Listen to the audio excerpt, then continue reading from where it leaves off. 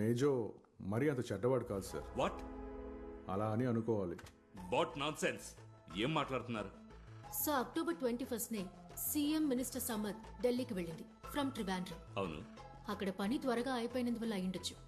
Minister Samad next డేకి తీసుకున్న flight ticket ని క్యాన్సిల్ చేసి సేమ్ డే ఈవినింగ్ ఫ్లైట్ లో జర్నీ చేశారు. టు నెడుంబసేరి. సార్, ఆయన ఢిల్లీకి టికెట్ కొనింది ఆన్ 20th, అంటే జర్నీకి కరెక్ట్గా ఒక రోజు ముందు. కానీ మేజో రావడానికి వెళ్ళడానికి టికెట్లు బుక్ చేసుకుంది 10 రోజులకు ముందు, on 12th from air India, paying cash. Sir, ఆ రోజు అన్వర్ సార్ మాటల మధ్యలో ఏం చెప్పారంటే ఆయన ఈ జర్నీని సడన్ గా ఫిక్స్ చేసుకుని నెక్స్ట్ డే వెళ్ళానని చెప్పారు. సడన్ గా ఫిక్స్ చేసుకున్న జర్నీ గురించి 10 రోజుల ముందే మేజోకి ఎలా తెలుసు సార్? సార్, ఇందులో కన్ఫ్యూషన్ ఏంటంటే మినిస్టర్ సమద్ తిరిగి నెడుంబసేరికి టికెట్ తీసుకోవడమే.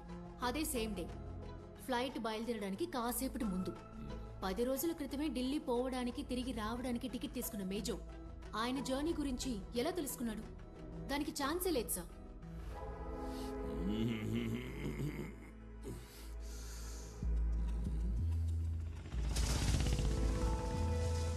సరైన సాక్ష్యాధారాలు లేవని పాల్ మోజోని సిబిఐ రిలీజ్ చేసింది.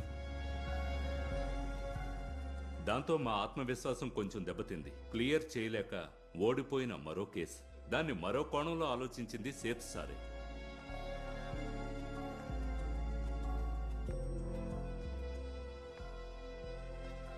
ఏదో గాఢంగా ఆలోచిస్తున్నారే స్వామి గారు.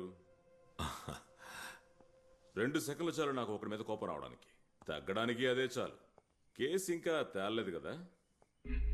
లేదు. కేసుకు సంబంధించిన కొన్ని విషయాలు నా మనసులో ఉన్నాయి. వాటిని ఇప్పుడు చెప్పమంటారా?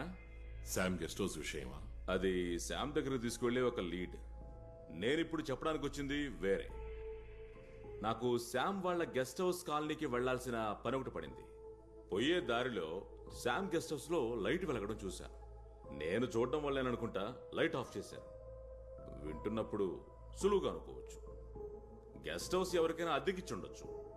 బట్ శామ్ వైఫ్ కి నేను ఫోన్ చేసి అడిగినప్పుడు గెస్ట్ హౌస్ ని ఎవరికీ అద్దెకివ్వలేదని చెప్పింది.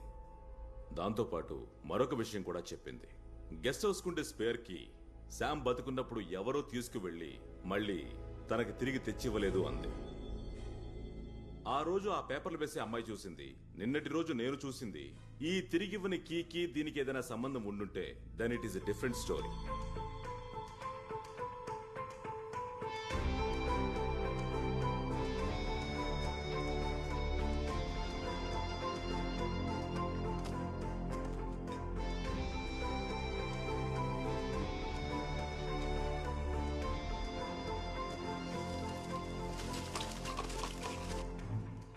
వెల్లుల్లిపాయ సార్.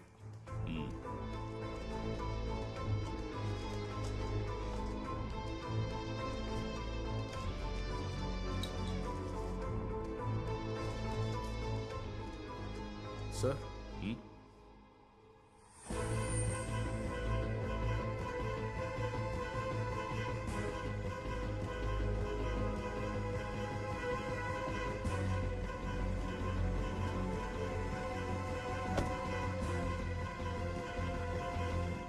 వీళ్ళు నిన్నేవడిగినా తెలీదు తెలీదు తెలీదు అంతేగా? ఈ గెస్ట్ హౌస్ కి నువ్వు యజమానివే కదా?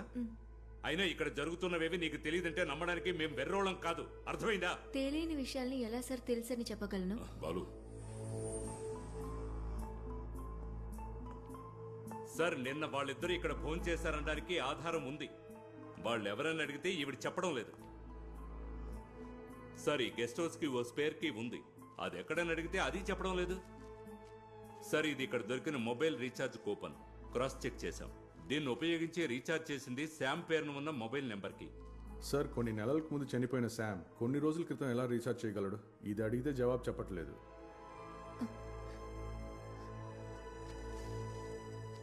ఇక్కడ ఉండి ఆహారం తిన్న వాళ్ళని కనిపెట్టేయచ్చు సార్, బట్ దానికంటే ముందు స్పేర్ కీ గురించి ఎవరు ఎవరితో చెప్పారు? సార్, అది దియా, సార్. కొంచెం బయట వెయిట్ చేయి. తీసుకెళ్ళు. రండి. బెర్లిన్ సత్యదాస్ తో చెప్పాడు. సత్యదాస్ ఆ వివరాల్ని నాతో చెప్పాడు. సార్, ఇందులో ఏమైనా లొసుగుంటే బెర్లిన్ స్పార్కీ గురించి సత్యదాస్తో చెప్తాడా? సార్ ఈ సత్యదాస్ని మనం గుడ్డిగా నమ్మచ్చంటారా? సత్యదాసే కదా నాకు ఇన్ఫర్మేషన్ ఇచ్చింది. దాని ప్రొసీడింగ్స్ ఇప్పుడు ఇక్కడ జరుగుతున్నాయి. And I love surprises. స్పార్కీని ఎవరికి పడితే వాళ్ళకి అలా ఇచ్చేస్తామా? లేదు సార్, బాగా నమ్మకం ఉన్న వ్యక్తికే ఇచ్చే అవకాశం ఉంది. ఎవరంత నమ్మకస్తుడైన వ్యక్తి? సార్ పాల్ మేజో. దానికే చాలా పాసిబిలిటీస్ ఉన్నాయి. సార్ చనిపోయిన తర్వాత కూడా ఆ నంబర్కి రీఛార్జ్ చేశారంటే శామ ఫోన్ తీసుకున్నది ఇంకెవరి కోసం అయి ఉంటుంది. సార్ బినామీ కనెక్షన్. అవును. ఎవరా బినామీ? సత్యదాస్ నన్ను కలవడానికి వచ్చినప్పుడు ఒక విషయం చెప్పాడు.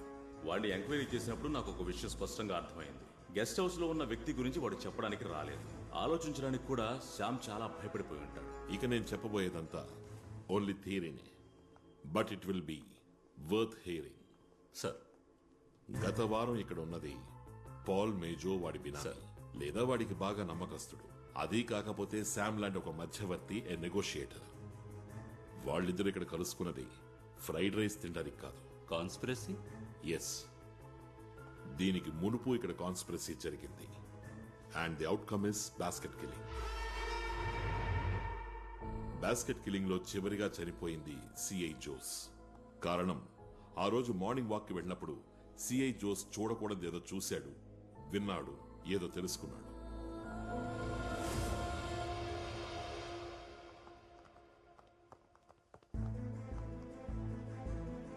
అందులో ముఖం రికార్డ్ అవ్వకూడని వాళ్ళు ఇక్కడికి రావడం మొదలయ్యాక కెమెరా రిపేర్ అయింది. నవంబర్ నెల 17వ తారీఖున మినిస్టర్ సమ్మత్ చనిపోవడానికి ముందు, అంటే సరిగ్గా 28 రోజుల క్రితం కెమెరా రిపేర్ అవ్వగానే దే స్టార్టెడ్ కాన్స్పిరసీ. సార్ అయితే ఇది థియరిటికల్ గానే కాదు, లాజికల్ గా కూడా కరెక్టే. అంటే పాల్ మేజో ఢిల్లీ ఎయిర్పోర్ట్ నుండి నెడుంబాషేర్ ఎయిర్పోర్ట్ లో బోర్డు చేయడానికి ముందుగానే ఆ ఫ్లైట్ లో తన టార్గెట్ ఎక్కాడు అనే విషయాన్ని కన్ఫర్మ్ చేసుకున్నాడు. Sir here there is a problem. Major ticket తీసుకున్న రోజు, మినిస్టర్ టికెట్ తీసుకున్న రోజు మ్యాచ్ అవ్వట్లేదు. టికెట్ కొన్న డేట్ మ్యాచ్ అవ్వాలనే ఉంది. Think differently. నందినియే టార్గెట్ అని ఎవరు చెప్పారు? మినిస్టర్ సమత్ మిస్డ్ టార్గెట్ అయితే, అంటే అసలైన టార్గెట్ కి బదులుగా విక్టిమ్ మినిస్టర్ సంపత్ అవ్వచ్చు కదా. ఏ రోజు మేజర్ టికెట్ కొన్నాడు? సెప్టెంబర్ 12న. ఆ డేట్ కి ముందు ఆ ఫ్లైట్ లో ఎంతమంది టికెట్లు కొన్నారు? అలా కొన్న వాళ్లలో హార్ట్ పేషెంట్లు ఎంతమంది ఉన్నారు? ఉన్న వాళ్లలో డాక్టర్ వేణు పేషెంట్లు ఎవరైనా ఉన్నారా? ఈ డీటెయిల్స్ కావాలి సార్. ఆ లిస్ట్ లో ఉంటుంది మేజర్ టార్గెట్. టార్గెట్ మారితే కథ మారుతుంది.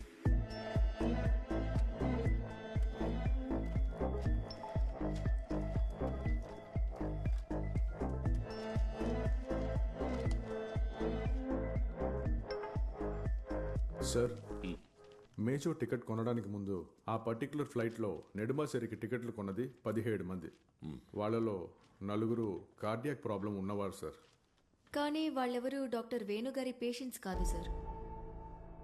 ఇటువంటి ఓకే సార్, ఇంకో ఇన్ఫర్మేషన్ కూడా దొరికింది. ఆ రోజు ఆ ఫ్లైట్కి బుక్ చేసుకున్న 2 ప్యాసింజర్స్ జర్నీ చేయలేదు. వాళ్ళ ఫ్లైట్ ఎక్కనే లేదు. 1 doctor George and Mrs Susan George. Get the details of both the passengers. Maximum. Sir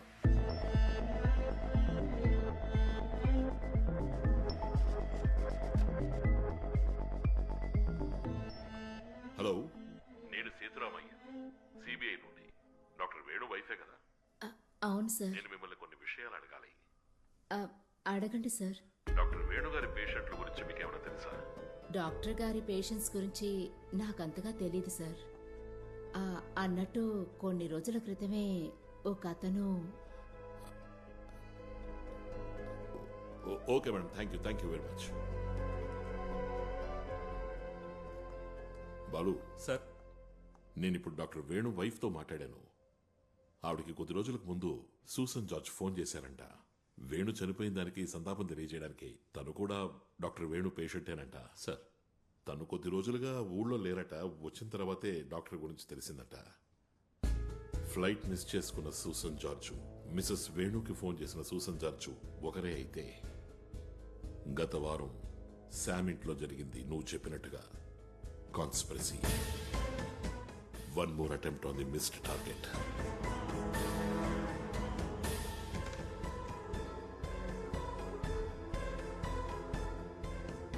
ఈవిడే నా వైఫ్ సూజన్ జార్జ్. మా ఆధ్వర్యంలో 2 హాస్పిటల్ రన్ అవుతున్నాయి. పేదవాళ్ళకు మేము ఉచితంగా ట్రీట్మెంట్ ఇస్తున్నాం.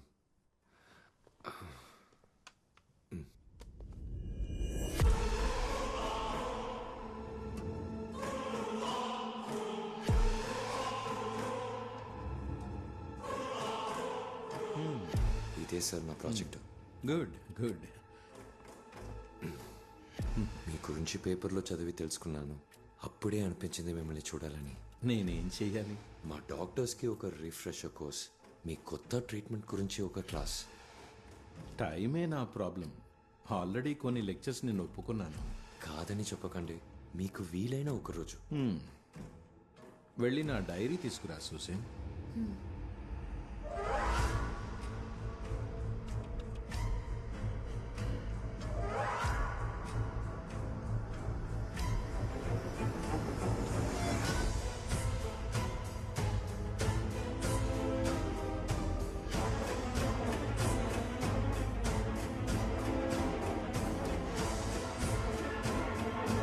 సూసన్ జార్జ్,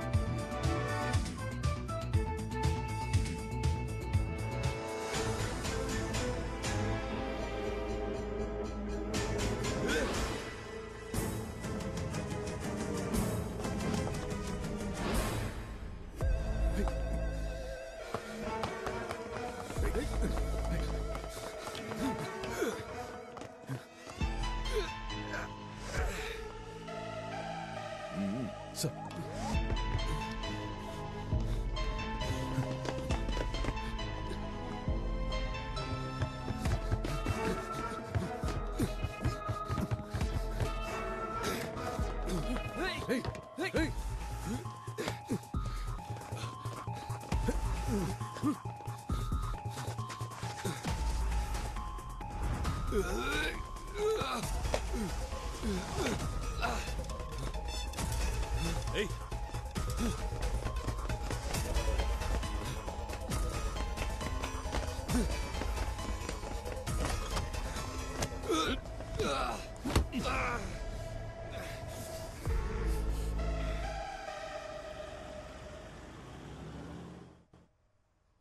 ఎవరు సార్ అతను?